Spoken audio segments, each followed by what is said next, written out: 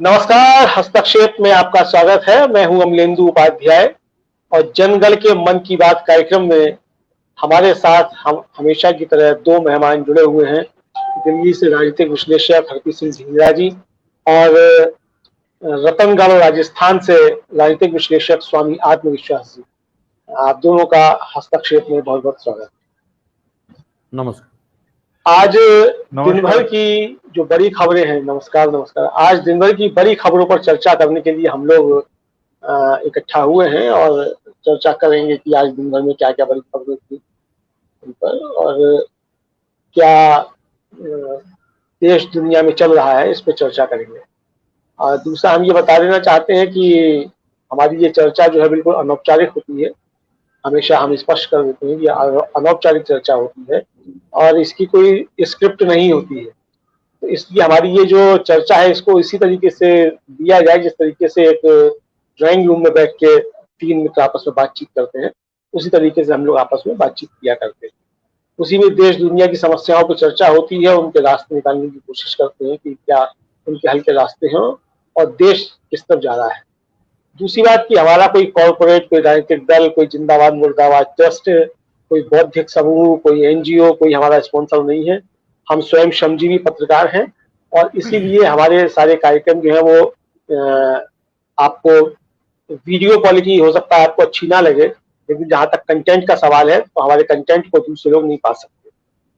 तो ये हम स्पष्ट कर देना चाहते हैं। इसलिए तो बढ़ते हैं फिर आज की अपनी खबरों की तरफ, जो खबरें चल रही हैं उसको क्या है। एक तो जो बड़ी खबरों में है वो ये है कि आज केंद्रीय गृह मंत्री अमित शाह जी का जन्मदिन है। तो हम लोग अपने केंद्रीय गृह मंत्री को जन्मदिन की शुभकामनाएं देते हैं। और हमारे वैचारिक मतभेद हो सकते हैं, कई मुद्दों पर असहमतियां हो सकती हैं, लेकिन व्यक्ति के तौर पे उनको शुभकामनाएं और हमारी शुभकामनाएं कि 2022 में वो प्रधानमंत्री भी बने। 2024 में तो चुनाव होगा नहीं होगा कह नहीं सकते, लेकिन 2022 में जो है जब सर पूछ लिया मोदी से पूछने क्या नहीं, मोदी जी से पूछने की आवश्यकता ही नहीं है। मोदी जी भी 2022 की बात कर रहे हैं, तो हम भी 2022 में फिर सत्ता परिवर्तन की बात कर रहे हैं। इसीलिए हमने कहा 2022 में जो अमित शाह जी प्रधानमंत्री बने, हमारी भी इच्छा है। इसीलिए हमने कहा अब ये हमारी हाँ नहीं अब हमारी ये शुभकामना जो है भक्त ग्रहण करते हैं कि नहीं करते हैं और गृह मंत्री भी ग्रहण करते हैं या नहीं करते हैं उनके ऊपर, लेकिन हम तो शुभकामनाएं मतलब एक साधारण भारतीय नागरिक के तौर पर दे सकते हैं। तो हमने उनको शुभकामनाएं दी है कि 2022 में अमित शाह जी जो है प्रधानमंत्री बने। क्या दिक्कत है? बहरहाल गृह मंत्री जी के जन्म दिवस पे कहिए या कुछ और कहिए, मतलब जो भी रहा हो, आज सुबह सुबह जो थे वो 2-3 ट्रेंड्स जो थे ट्विटर पे वो काफी ट्रेंड हो रहे थे। एक तो हो रहा था क्या किए हो मोदी जी। अच्छा वो अब ये पता नहीं, हाँ अब ये पता नहीं किसने चलाया क्या किया। एक चल रहा था 22 अक्टूबर ब्लैक डे। अब ये ब्लैक डे क्यों था, ये अब मतलब जिन्होंने इसको ट्रेंड किया और जिन्होंने इसका श्री गणेश किया इस ट्रेंड का, ये तो वही लोग बता सकते हैं। और दूसरे दो ट्रेंड जो थे वो एक साथ चल रहे थे, राष्ट्रीय महिला असुरक्षा दिवस और रेखा शर्मा इस्तीफा दे। रेखा शर्मा जो है वो एनसीडब्ल्यू की चेयरमैन है, तो उनके इस्तीफे की मांग जो थी वो उठ रही थी और लोगों ने बहुत ट्वीट किए और रेखा शर्मा के जो पिछले ट्वीट्स थे वो उठा करके लोगों ने सब रिट्वीट किए और उनके स्क्रीनशॉट शेयर किए और दिखाया कि किस तरीके से मतलब एक पुरुष को भी जो है उस तरीके ट्वीट करने में शर्म और लज्जा आएगी। लेकिन जो एनसीडब्ल्यू की चेयरमैन बनाई है सरकार ने, उन चेयरमैन महोदया को कोई लज्जा शर्म हया जो थी वो नहीं थी उस तरीके के ट्वीट करते हुए। तो इसलिए लोग जो थे वो ट्रेंड ट्वीट कर रहे थे रेखा शर्मा इस्तीफा दो करके और मांग कर रहे थे कि इनके ट्वीट जो है इन पर भी एनसीडब्ल्यू जो है वो संज्ञान। ये जो थे आज सुबह के जी ढींगरा जी। उनके सभी ट्वीट ऐसे लगते हैं कि जैसे सिख मेंटेलिटी से किए गए हुए। आप अगर उनकी हाँ पूरी हाँ की पूरी ए टू जेड देखेंगे तो ऐसा लगता है कि सिख मेंटेलिटी ही है हाँ वो। और वो हमारे हाँ देश हाँ। की एनसीडब्ल्यू की चेयरमैन बना दी गई है। कमाल है ना, देश जी में जी। कितना कमाल है। हम्म, एक सिख मेंटेलिटी हम्म, वाली लेडीज, हम्म, जिसको कि औरतों को सुरक्षा देनी है, औरतों के लिए बोलना हम्म, है, और हम्म, वही वो, चाहे वो पास्ट है उसका, अब वो बोलती है मैंने पहले हाँ की है। अरे पहले की है तो हाँ मेंटेलिटी, आप एनसीडब्ल्यू की चेयरमैन बन के मेंटेलिटी तो नहीं चेंज हो जाएगी आपकी। हाँ, बिल्कुल बिल्कुल मेंटेलिटी तो वही है ना जो पहले थी। बिल्कुल बिल्कुल। आपको आपको कुर्सी मिली है किसी वजह से, वो आप बोल नहीं सकते हम क्यों मिली है, कैसे मिली है। हम्म, वो हम्म, सरकार ने दी है। हम्म, क्या खासियत देख के दी है ये तो सरकार ही जाने और सरकार के लोग जाने। हम्म, ये मेंटेलिटी देख के उनको दिया गया है, तो फिर तो ये सरकार की मेंटेलिटी भी वैसे ऐसी ही है। तो उन्हीं लोगों को हम्म, पद मिलते हैं जिनकी मेंटेलिटी। जी हाँ जी हाँ जी हाँ, बिल्कुल। हम्म, और तो तो इस बारे अच्छा में क्या इधर जो कहा है, जाए। अच्छा इसके साथ ये एक चीज और घटित हुई। जो कर्नल सेना है उसने बलिया के और हाथरस के जो आरोपी हैं उनको अपना समर्थन देने की घोषणा की है। ये अभी थोड़ी देर पहले किसी पोर्टल पे खबर मैंने देखी। तो यानी जो है अच्छा। वो खुल के जो है अब, हाँ, तो खुल के अब जो है वो कर्नल सेना हत्यारों और बलात्कारियों के समर्थन में जो है वो आ रही है। तो बहरहाल देश किधर जा रहा है ये हम लोग समझ सकते हैं कुल मिला के। और जो एक और खबर है, वो खबर ये है कि जो पूर्व वित्त मंत्री है पी चिदम्बरम, उन्होंने आज अर्थव्यवस्था को लेकर के दनादन 3-4 ट्वीट किए थ्रेड में। और उन्होंने कहा कि अर्थव्यवस्था जो है वो सर्कस का शेर नहीं है जो रिंग मास्टर के इशारे पर नाचेगा। और उन्होंने कहा कि अर्थव्यवस्था काफी हद तक बाजार पर निर्भर है और ये मांग और आपूर्ति के सिद्धांतों पर निर्भर पर काम करता है। और जब तक सरकार गरीबों की जेब में पैसा नहीं डालेगी और गरीबों की थाली में भोजन नहीं आएगा तब तक अर्थव्यवस्था पुनर्जीवित नहीं होगी। और उन्होंने कहा कि अगर सरकार को लगता है कि वो गलत कह रहे हैं तो केवल बिहार के मतदाताओं की आवाज सुने और उनके मौजूदा संकट पर गौर करें। लोगों के पास या तो कोई काम नहीं है या पर्याप्त काम नहीं है या तो कोई आय नहीं है या थोड़ी आय है और सारा ध्यान जिंदा रहने पर है, खर्च करने पर नहीं है। और चिदम्बरम ने ये बहुत मार्के की बात कही है कि लोगों का सारा ध्यान जो है, मतलब अधिकांश आबादी का 90% से ज्यादा लोगों का पूरा ध्यान जो है वो जिंदा रहने के ऊपर है कि किस तरीके से जिंदा रहे और खर्च करने पर नहीं है। और इसीलिए अर्थव्यवस्था जो है वो नीचे गड्ढे में जा रही है। अब समस्या ये है कि इस सरकार में सबसे ज्यादा पढ़े लिखे तो मोदी जी हैं। तो अब उनको समझाए कौन, मतलब कौन उनको अर्थव्यवस्था का ज्ञान दे। तो चूंकि वो खुद अर्थशास्त्रियों को ज्ञान देते हैं, वो तो हार्वर्ड के जो पढ़े हुए लोग हैं उनको बुरा मानते हैं, हार्डवर्क वाले हैं। तो ये तो दिक्कत की चीज है। और चिदम्बरम ने सरकार का मजाक उड़ाया और कहा कि क्या ये दिलचस्प नहीं है कि आरबीआई गवर्नर, सेबी के अध्यक्ष और डीए के सचिव को एक ही विषय पर एक ही दिन में बोलना पड़े। इन तीनों ने अर्थव्यवस्था पर बात करने की कोशिश तो की है, काश की अर्थव्यवस्था एक सर्कस का शेर होती जो रिंग मास्टर के इशारे पर इधर से उधर हो जाती। यानी कल जो थे वो शशिकांत दास जो थे वो भी अर्थव्यवस्था पर बोले और आर्थिक मामलों के सचिव जो है वो तरुण बजाज भी बोले, एक साथ जो थे वो 3 लोग बोले। तो स्वामी जी, अर्थव्यवस्था तो चिदम्बरम कह रहे हैं ठीक है, लेकिन प्रधानमंत्री तो कह रहे हैं कि अर्थव्यवस्था पटरी पर लौट रही है, बहुत अच्छी अर्थव्यवस्था हो रही है। तो अब प्रधानमंत्री को कैसे समझाया जाए। प्रधानमंत्री समझ कहाँ सकते हैं, वो समझने लायक हाँ उनके एमए की डिग्री, मान लीजिए उनके एमए की डिग्री है तो क्या वो एमए की डिग्री से अर्थव्यवस्था समझ पाएंगे? नहीं, बिल्कुल चिदम्बरम नहीं। की बराबरी कर पाएंगे क्या वो, मनमोहन सिंह और चिदम्बरम की? ये बताइए। और यदि नहीं। प्रधानमंत्री जी समझ पाते, यदि समझ पाते तो 2014 के बाद में जो अर्थव्यवस्था का ग्राफ गिरा है वो कभी के समझ जाते। प्रधानमंत्री जी को शायद समझना नहीं है। और अर्थव्यवस्था तो इतनी नीचे है, कई हमारे आसपास के जो कई देश हैं वो भी ऊपर है उसमें। और एक और बात है, एक किसी ने ऐसे कमेंट किया था कि जो जो जो जो देश ऊपर हैं कहते हैं कि भारत के अंदर मुस्लिम जनसंख्या बढ़ रही है इसलिए यहाँ पर गरीबी है, जबकि जो देश ऊपर है उनमें मुस्लिम जनसंख्या है और वो देश मुस्लिम जनसंख्या वाले देश है। तो अब ये तो हिंदू मुस्लिम करें, इनको समझना कहाँ है अर्थव्यवस्था को। अर्थव्यवस्था का ढांचा इतना गिर चुका है सर, इतना गिर चुका है। हमने पहले भी चर्चा की थी, आज भी फिर इस बात पर चर्चा हो रही है कि हमें 2021 में 21 के लास्ट तक पता चल जाएगा भयंकर रूप से कि अर्थव्यवस्था का ढांचा गिरने से क्या होता है।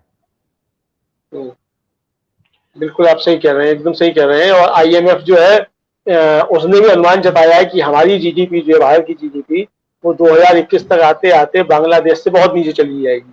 और अभी भी बांग्लादेश की GDP जो है हमसे बहुत ऊपर है, हमारी माइनस में है और उसकी प्लस में है। तो ये स्थिति है। तो मतलब हमारे जो अर्थव्यवस्था के खेवनहार थे, उन्होंने बेचारों ने 24 घंटे काम करके जो है अर्थव्यवस्था को इस तरीके से जो है वो गड्ढे में पहुंचाया है। तो इसके लिए बधाई तो बनती है प्रधानमंत्री को।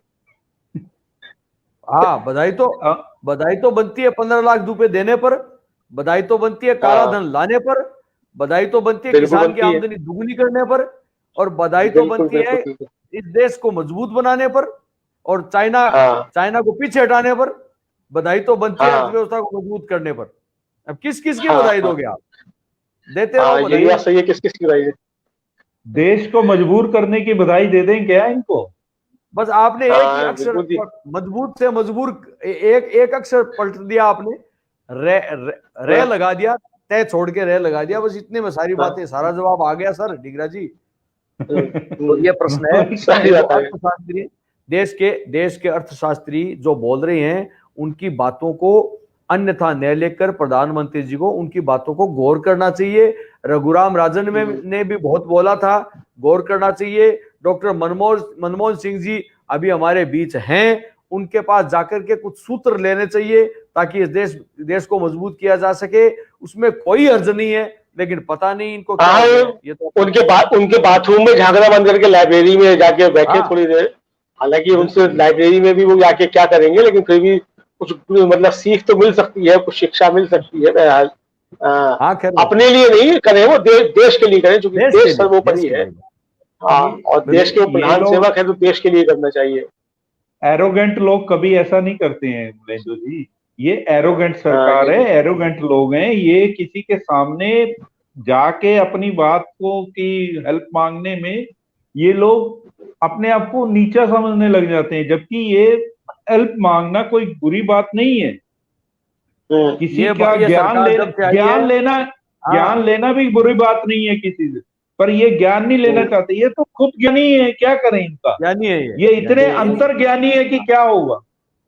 ये इतने ज्ञानी है कि नाले की गैस से ये चाय बना सकते हैं। ये इतने ज्ञानी है कि नवयुवकों को, बेरोजगारों को पकोड़े तलवा के बिजनेस बढ़ा सकते हैं। ये इतने ज्ञानी है कि जैसे मोर के आंसू आते हैं तो गर्भधारण, मोरनी को गर्भधारण होता है। ये इतने ज्ञानी है, पता नहीं कि महाभारत काल में वो था इंटरनेट। ये पता नहीं कितने ज्ञानी। और आजकल एक नया ज्ञान दिया था ना अभी थोड़े दिनों पहले, ऑक्सीजन वाला। हाँ, तो ये तो सब कुछ दिल्ली का प्रदूषण दूर कर देंगे, इतने ज्ञानी है। तो इन ज्ञानियों इनकी पार्टी में ज्ञानी भरे पड़े, क्या करें अब। और ऐसे जब से ये सरकार आई है, अहम भाव से सत्ता मद में चूर है, और ये इस तरह से चूर होकर के देश का भला नहीं किया जा सकता। देश का भला करने के लिए विद्वानों को इकट्ठा करके सलाह ली जाती है और उनकी सलाह मानी जाती है। जी नहीं, कम से कम उस पर चर्चा तो हो। आप मानिए नहीं मानिए, लेकिन आप अर्थशास्त्रियों से चर्चा करें। सर नेहरू जी ने एक अखबार की तारीफ की थी, नेहरू जी की आलोचना की थी उस अखबार ने। उस टाइम में नेहरू जी ने कहा कि भाई जो अखबार ही तो हमें जिंदा रखते हैं, हमें जो आगे बढ़ने का मौका देते हैं, हमें क्या गलतियां की है और क्या सुधारें। अखबार ये तो हमारे शुभ चिंतक है, ये कहा था। और यहाँ तो ट्रोल कर दिया जाता है। ट्रोल अच्छा, आपने किसानों पंजाब में क्या बोलिए? जी बोलिए।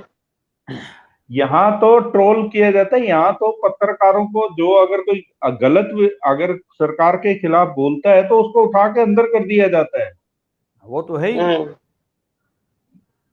ट्रोल हालांकि तो ये काम जो है आजकल, ये काम आजकल जो है छत्तीसगढ़ में भी हो रहा है, जहाँ कांग्रेस की सरकार है। तो मतलब कोई भी मैं हो, यहाँ कह रहा हूँ कि कोई भी हो जो कोई सर, बोलता है कहीं भी कोई भी हो। करते हैं। हाँ बिल्कुल, हाँ। हम कोई अच्छा, वो आपने बात नहीं। किसानों की बात की थी, किसानों की बात की थी, तो आज जो भाजपा के अध्यक्ष हैं जेपी नड्डा, उन्होंने पंजाब में कृषि कानून को लेकर चल रहे आंदोलन को बिचौलियों का आंदोलन बताया है। ओहो, वाह वाह मतलब वाह। उन्होंने स्पष्ट शब्दों में कहा है कि ये किसानों का आंदोलन नहीं है, बिचौलियों का आंदोलन है। पार्टी मुख्यालय पर किसान, दिल्ली के किसानों को संबोधित करते हुए नड्डा जी ने कहा कि पंजाब की मंडियों में किसान अपनी आरती तक नहीं बदल सकता है, ऐसी गुलामी की हालत खड़ी कर रही थी। प्रधानमंत्री मोदी ने इन सभी प्रकार की बंदिशों से किसानों को आजाद कर दिया है। और नड्डा ने कहा कि भारत की आत्मा किसानों में बसती है और किसान ही भारत को खड़ा करता है, लेकिन ये भी सच्चाई है कि बहुत सी नीतियां जो किसान के पक्ष में बहुत पहले हो जानी चाहिए थी, उनमें उदासीनता रही। तो फिर किसानों को पूछ के क्यों नहीं किया गया? तो अब ये वो तो कह रहे हैं कि ये तो किसानों के हित में किया गया है, और हित में किसानों किया का गया बिना आंदोलन जो पूछे? बिचौलियों, वो हित हाँ, करवाना नहीं चाहते, फिर बिचौलियों, जबरदस्ती हित किया गया है, जबरदस्ती हित किया गया है इनका, हाँ, जब करवाना नहीं जबरदस्ती चाहते। किया गया है। हाँ, जिसमें और वो तो किसान कह रहे हैं कि चाहता नहीं बिचौलियों का था। आंदोलन। देखिए पंजाब का किसान 40% से ज्यादा धान हम्म, और चावल उगाता है पूरे हिंदुस्तान में, 40% से ज्यादा। एक छोटा सा स्टेट है, 40% से ज्यादा पूरा पेट भरता है, एक्सपोर्ट भी जाता है आज की डेट में पंजाब से। जो चावल है वो एक्सपोर्ट भी होता है अच्छी क्वालिटी का, पंजाब और हरियाणा से होता है। यहाँ का मशहूर है चावल, आपने देखा ही है। जो जो चावल मशहूर है वो एक्सपोर्ट भी जाता है काफी। और सर जहां जब कोई आंदोलन, 40% से ज्यादा प्रोडक्शन जा रही है, और उन लोगों से नहीं पूछा जाए, आप अपने एसी रूम में बैठ के आप जो मर्जी नीति बना लेंगे क्या किसान के लिए?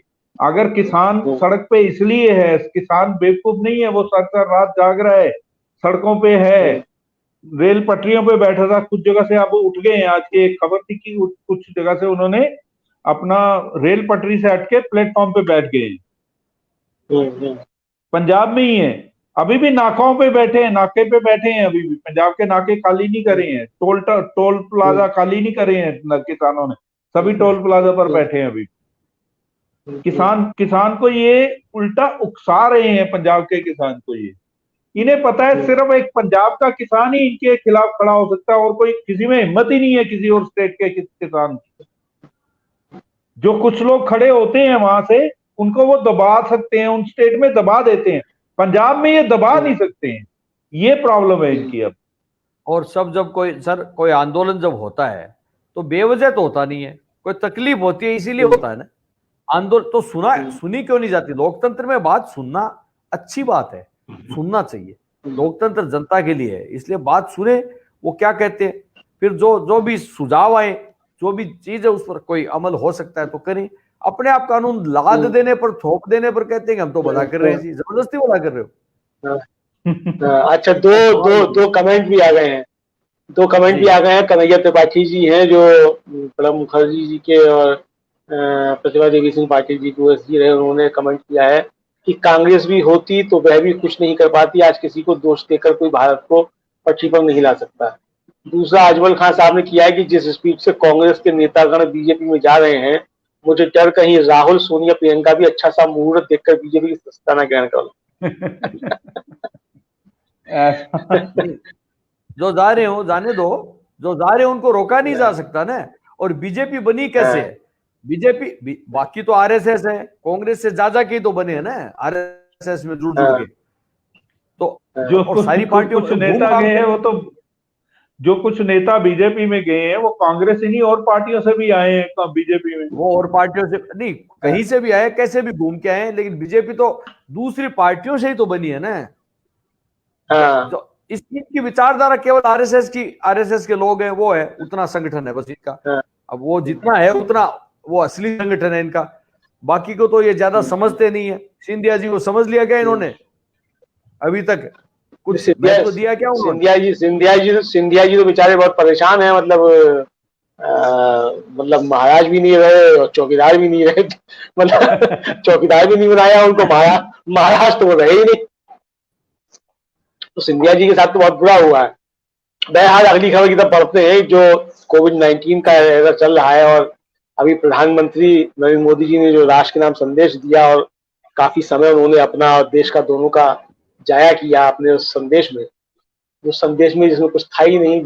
और मतलब दुष्यंत नागर हैं, पॉलिटिकल एनालिस्ट हैं, टीवी डिबेट्स का चेहरा भी है। उन्होंने ट्वीट किया कि सारी मतलब लॉकडाउन का सब कुछ खोलने के बाद प्रधानमंत्री कह रहे हैं कि जब तक दवाई नहीं तब तक ढिलाई नहीं। तो यानी आत्मनिर्भर जो है वो देश को बना रहे हैं, बड़ी अच्छी बात है। बहरहाल इस बीच जो है वो अखिल भारतीय अभिभावक संघ है, उसने दिल्ली सरकार से मांग की है कि इस पूरे मौजूदा सत्र को जीरो एकेडमिक ईयर घोषित किया जाए। दिल्ली के विभिन्न स्कूलों में पढ़ने वाले 2500 छात्रों के अभिभावकों ने दिल्ली सरकार को ईमेल भेजकर स्कूल न खोलने की मांग की और इन अभिभावकों का कहना है कि जब तक कोरोना की वैक्सीन ना आ जाए या तब तक या फिर कम से कम 10 दिन तक कोरोना के नए केस ना आए, ऐसी स्थिति में ही स्कूल खोले जाने चाहिए। ऑल इंडिया पेरेंट्स एसोसिएशन के अध्यक्ष अशोक अग्रवाल ने कहा, हमने शिक्षा मंत्रालय एवं प्रधानमंत्री के समक्ष मुख्य रूप से 3 विषय रखे हैं। इनमें सबसे महत्वपूर्ण विषय यह है कि जब तक कोरोना पर पूरी तरीके से काबू नहीं पा लिया जाता तब तक स्कूल नहीं खुलने चाहिए। मौजूदा शैक्षणिक वर्ष को जीरो ईयर घोषित किया जाना चाहिए। सभी बच्चों को समय पर अगली कक्षा में प्रमोट कर देना चाहिए। अशोक अग्रवाल ने कहा कि हमें दूसरे स्थानों और देशों में हुए हादसों से सीखना चाहिए। स्कूल खोले जाने का निर्णय सरकार को लेना है। वहीं छात्रों और अध्यापकों की मुलाकात के दौरान भी सुरक्षा उपाय सुरक्षित किए जाने चाहिए। स्कूल को सुबह शाम सैनिटाइज करना पड़ेगा ताकि छात्रों को सुरक्षित माहौल मिल सके। तो देखिए ये क्या है जी, मैं बताता हूँ अमलेंदु जी, स्कूल जो खोल रहे हैं ये प्योर और प्योर, मैं तो ये जानता हूँ कि ये जो प्राइवेट स्कूल हैं या जो भी स्कूल हैं ये उनकी फीस के चक्कर में खोले जा रहे हैं और कुछ नहीं है, और कुछ नहीं है। बाकी में जो उन्होंने जो पेरेंट्स एसोसिएशन ने लिखा है बिल्कुल सही लिखा है कि कम से कम 10 दिन तक केस नहीं आए तो आप स्कूल खोल सकते हैं, कि कम से कम ये लगे कि इस एरिया में, इस सिटी में केस नहीं आए हैं। मान लीजिए एक सिटी वाइज ही आप खोलना चाहते हैं, आप दिल्ली छोड़िए छोटे शहर को लेना चाहते हैं, तो अगर छोटे शहर को खोलना चाहते हैं तो उधर वहां पर कोई केस नहीं आया है हफ्ते से या 10 दिन से, मैं कहता हूं चलो हफ्ते का ही ले लीजिए, हफ्ते में नहीं केस कोई आया, नया केस नहीं आया है तो उसको उस समय उसको खोल दीजिए, कोई प्रॉब्लम नहीं है। पर देखिए कोई भी माँ बाप अपने बच्चों की जिंदगी को खतरे में नहीं डालना चाहेगा, कुछ भी हो जाए, बेशक उनको वो स्कूल से बच्चे को हटाना पड़े या कुछ हो, कोई, क्योंकि बच्चा जान है तो जहान है, बच्चा ही सब जिंदगी होती है माँ बाप की। तो माँ बाप किसी कीमत पे नहीं, जो समझदार माँ बाप है वो तो नहीं भेजेंगे। हाँ कुछ भगत माँ बाप की मैं बात कह सकता हूँ, वो जो ज्यादा उत्साहित हो सकते हैं कि नहीं कुछ नहीं होगा देखा जाएगा, वो कर सकते हैं, पर जो कि वो गलत होगा, वो बच्चे की जिंदगी के साथ खेलना होगा, खिलवाड़ करना होगा माँ बाप की तरफ से। अगर माँ बाप भेजते हैं तो, क्योंकि बच्चे को समझ नहीं है, वो 18 साल तक तो वैसे ही कहते हैं ना कि बालिग नहीं है। जी जी जी जी जी, या तो स्कूल कॉलेज खुले, कोई हायर स्टडी खुल रही है डॉक्टर्स के लिए, मेडिकल कॉलेज खुल रहा है, वो अलग बात है, वहां डॉक्टर को पढ़ाई करनी है कि चलो बनाना है, इंजीनियर है, वो अलग बात है। पर स्कूल खोलने का मेरे को निर्णय मैं नहीं समझ सकता, ये गलत निर्णय है और ये बंद होना चाहिए, स्कूल बंद ही रहने चाहिए। बिल्कुल निश्चित तौर पे। और स्कूल खोलना जो है वो अक्लमंदी का जो है वो काम नहीं है, बल्कि बच्चों को जो है वो संकट में डालने का जो है वो फैसला होगा। और अगर स्कूल सरकार खोलती है तो स्कूल पे सरकार ही जिम्मेदारी ले कि अगर बच्चों के साथ कुछ होगा तो उसका इलाज कराए, कि अच्छे हॉस्पिटल में इलाज होगा बच्चे का। पहली बात ये है अमलेंदु जी, कोई भी माँ बाप अपने बच्चे को हॉस्पिटल अकेले नहीं भेज सकता। ये ऐसी बीमारी है जहाँ माँ बाप बच्चे के साथ नहीं रह सकते, ईवन उसका पता भी नहीं कर सकते कि वो ठीक है क्या है, उसकी सिचुएशन क्या है, चल रही, बिल्कुल परेशानी है। एक अडल्ट होता है तो अडल्ट का तो ये कहा जा सकता है चलो वो ध्यान रख रहा होगा, अपना सब कुछ कर रहा होगा, बच्चों को ये सोच के भी गलत लगता है। थोड़ा सा तो सरकार के में इतना तो वो संवेदना होनी चाहिए, थोड़ी संवेदना तो सरकार को रखनी चाहिए ना, पॉलिटिक्स से हर चीज नहीं है। नहीं, पॉलिटिक्स भी क्या है इसमें? इसमें तो शुद्ध रूप से प्राइवेट स्कूल जो है उनके प्रबंधन के लाभ का मसला है।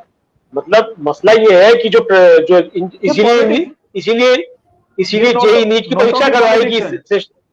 हाँ हाँ, देखिए ये नोटों की पॉलिटिक्स ये है कि इसमें पंजाब सरकार ने स्कूल खोलने की बात करी है, हरियाणा ने भी करी है, सारी सरकारों ने करी है। मैं सभी सरकारों को कह रहा हूँ इसको बंद करिए। मेरे को एक सरकार की नहीं बात है, महाराष्ट्र ने नहीं अभी खोला है। स्कूल खोलने का टाइम अभी आया नहीं है। कोरोना की स्थिति बहुत खराब है। और ये जो आपको लगता है कोरोना कम हुआ है, टेस्ट कम कर दिए होंगे, टेस्ट कम हुए हैं।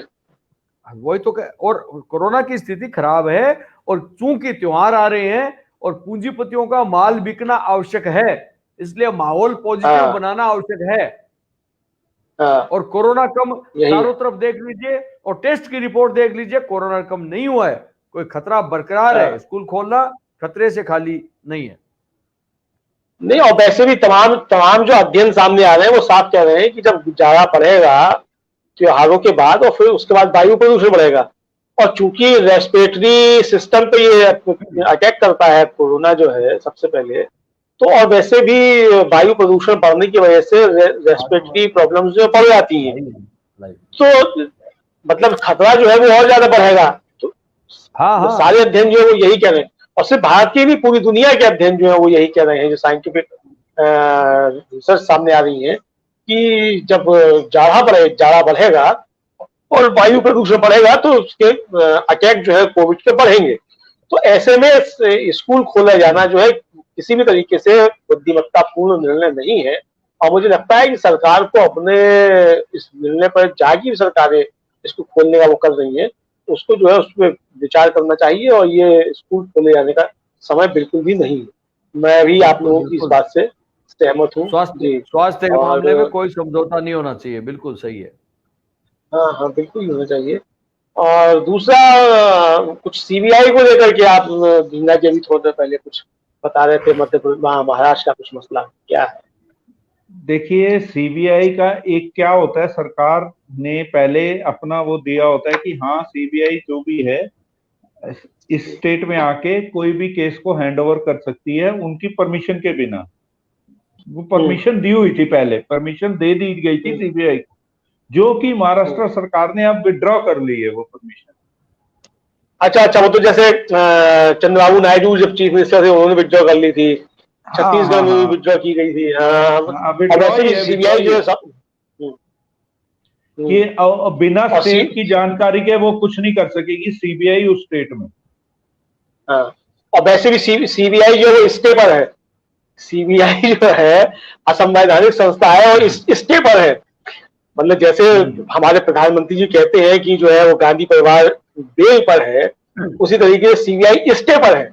मतलब गुवाहाटी हाई कोर्ट ने सीबीआई को कह दिया था कि ये असंवैधानिक संस्था है, इसको बंद किया जाए, और सुप्रीम कोर्ट ने उसको स्टे कर दिया ऑर्डर को। अभी तक स्टे ही चल रहा है, स्टे पर ही है। किसी ने लिखा था कि सीबीआई अब तक तोता थी, अब तीतर हो गई है। बिल्कुल सही है, तोता तीतर सब हो गई है। तो अब क्या है, अब देखो नहीं हाँ स्वामी जी आप बोलिए।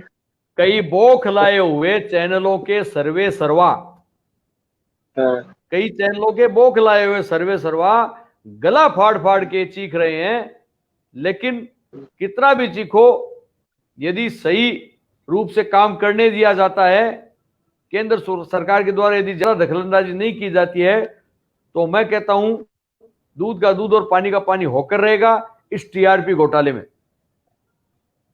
होना भी चाहिए। अच्छा देखिए, अब मैं यहाँ एक और बात कहूंगा, मामला सिर्फ टीआरपी घोटाले का ही नहीं है। टीआरपी घोटाले का तो चलिए सामने आ गया, ये जो अखबारों को विज्ञापन जाते हैं, बहुत बड़ा घोटाला वहां भी है, और संस्थागत घोटाला है वो। बिल्कुल है। मतलब छपता है 50 अखबार और बताया जाता है 5 लाख छप रहा है, और विज्ञापन जारी होते। मतलब अगर ये सारी चीजें कायदे से अगर ये सब जांच हो जाए तो बहुत बड़े बड़े घोटाले खुल के आएंगे। और आप देखिए किन किन लोगों के अखबार जो है उनको विज्ञापन किस तरीके, मतलब जो सही काम कर रहे हैं उनको सरकारी विज्ञापन नहीं मिल रहा है, और पूरे विज्ञापनों की बांट जो है, बंदर बांट जो है, वो चाहते लोगों के अंदर हो जा रही है। 5 कॉपी छाप के और 10 कॉपी छाप के जो है वो सब विज्ञापन जो है वो बांट किए जा रहे हैं। तो आखिर ये किसका पैसा है? ये हम लोगों का ही पैसा है ना। मतलब सरकार जो विज्ञापन पे खर्च करती है वो किसका पैसा है? वो आम जनता का पैसा है। तो आम जनता का पैसे का इस तरीके से दुरुपयोग नहीं होना चाहिए। और यही मामला टीआरपी के मामले में भी है। तो मुझे लगता है कि टीआरपी के मामले में भी हो, और ये जो टीवीपी के विज्ञापनों में जो अखबारों का मामला है, इसको भी जो है मुझे लगता है कि जांच के दायरे में।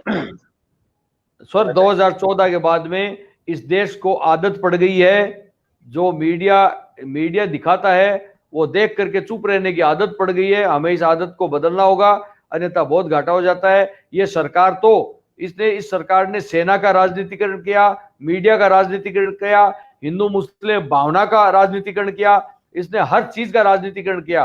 और इस सरकार को केवल और केवल चुनाव, सीबीआई का भी राजनीतिकरण किया। वो तो रात के अंधेरे में जो है सीबीआई का जो है वो डायरेक्टर निकाल के बाहर खड़ा कर दिया जाए, और सीआईएसएफ जो है सीबीआई का दफ्तर घेर ले। अदालतों का, सर्वोच्च अदालतों का कर दिया। मतलब 4 सिटिंग जज जो है वो बैठ करके कहे कि जो है लोकतंत्र खतरे में है। 70 साल में ये ऐसा पहली बार हुआ। सर हर चीज का राजनीति किया। जीसी के लिए 12 बजे रात में संसद बुलाई। पता नहीं क्या, अब कभी कोई कानून लागू नहीं हुआ क्या इस देश में? कोई योजना लागू नहीं हुई थी क्या? मतलब क्या केवल राजनीतिकरण। और शुरू से ही 2014 में देख लीजिए आप, आसपास के देशों को बुला करके, राज्याध्यक्षों को बुला करके शपथ ली थी, वहीं से देख लीजिए आप, राजनीतिकरण तो वहीं से। और फिर उन्हीं के पास चले गए, उन्हीं के नाम पर लोग, मीडिया जो है देश में माहौल बनाता है। तो ये सब कुछ राजनीति के लिए हो रहा है, देश के लिए कुछ नहीं हो रहा। और ये वास्तव में दुखद स्थिति है। मतलब राजनीति देश से ऊपर नहीं हो सकती। देश के हित जो है वो पहले होने चाहिए, राष्ट्र सर्वोपरि होना चाहिए। और अगर आपके राजनीतिक विचार, आपका राजनीतिक दल, आपके निजी स्वार्थ, आपके मित्रों की कोठरी अगर वो देश से ऊपर हो जाए, तो ये देश के लिए बहुत चिंता की बात और शर्म की बात है। अमलेंदु जी, लगता है कि यदि एक झूठ को 100 बार बोला जाए तो वो सच कर देते हैं लोग। लेकिन मैं इतना इससे आगे बता रहा हूं, एक नई पहेली। एक झूठ को यदि 100 से ज्यादा बार, 150 बार या 200 बार बोला जाए, तो फिर वो जो झूठ है वो केवल और केवल परमानेंटली झूठ में तब्दील हो जाता है। मतलब वो बार बार सुन करके फिर वो आदमी समझ जाता है कि ये झूठ है, झूठ है, झूठ है। ये और बता रहा हूं मैं। अमलेंदु जी, एक बात मैं और कहना चाहूंगा, अभी याद आया। कोरोना की वैक्सीन की कॉस्ट मिनिमम जो रहेगी वो 3000 से कम नहीं रहेगी, किसी भी वैक्सीन की। ठीक है? हाँ, ठीक है। बिहार की कितनी जनता है, कितनी आबादी है बिहार की? क्या इनके पास भारत सरकार के पास, मैं कहता हूं, इतना बजट है सबको फ्री में वैक्सीन देने का? क्या बिहार सरकार का बजट है फ्री में वैक्सीन देने का? आज तक जो सरकार अपने श्रमिकों को, मजदूरों के लिए 500 रुपए का टिकट नहीं दे पाई, वो क्या सबको 3000 रुपए की एक वैक्सीन, एक घर में अगर 5 जने होंगे 15,000 रुपए की वैक्सीन क्या एक घर में लगाएगी? मेरा ये बहुत सही कह रहे हो आप डिंगरा जी, आप बहुत सही कह रहे हो। मैं आपको एक बात बता दूं, ये वैक्सीन नाम का लॉलीपॉप समय से पहले पकड़ाया जा रहा है, चुनाव आ रहे हैं, अभी तक तो आई नहीं, अभी आई नहीं है। जब आएगी तब देखा जाएगा कि लगानी किस वे से, क्या होना है। जब आई नहीं तो बांटने की मैनेजमेंट क्यों बना रहे हो आप? बांटने का मैनेजमेंट क्या बताना चाह रहे हो देश को? ये बताना चाह आने वाली है, आई नहीं। और इसके बीच में वैक्सीन आने में भी बहुत ज्यादा समय है।